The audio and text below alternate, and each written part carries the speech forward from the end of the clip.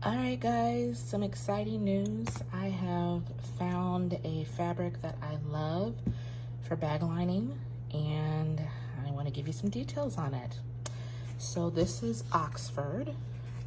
It is a woven material, and it is water resistant or repellent. It's not waterproof.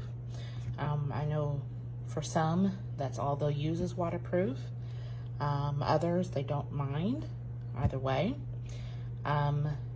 For this particular fabric, I don't mind using it for a few reasons. One, the reason why I use waterproof canvas is because I hate interfacing. I absolutely hate it. I avoid it at all costs. And waterproof canvas just has a thickness to it that doesn't need interfacing, plus it does not ravel. The ends do not fray or unravel, I should say. Well, this Oxford is pretty much the same. It's just not waterproof. I got waterproof canvas because of the reasons I told you, not necessarily because it was waterproof. Water resistant or water repellent is good enough for me. That means that it will not become completely soaked if wiping it down with like a wet rag. If you submerge it in water, yes, of course it's going to become wet, but it fights off water as long as possible, but it will end up soaking up water if it is immersed in water. The other thing that I just love about this material is that it has almost a satiny coat or finish to it, so it's super slick. Waterproof canvas, I will still continue to use it, has a rougher feel to it.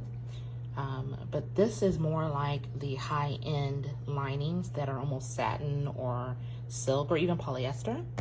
And that's one good thing that I love about this. The last thing that I love, as I kind of mentioned or alluded to before, is that this material does not fray. I made a cut and there is no fraying.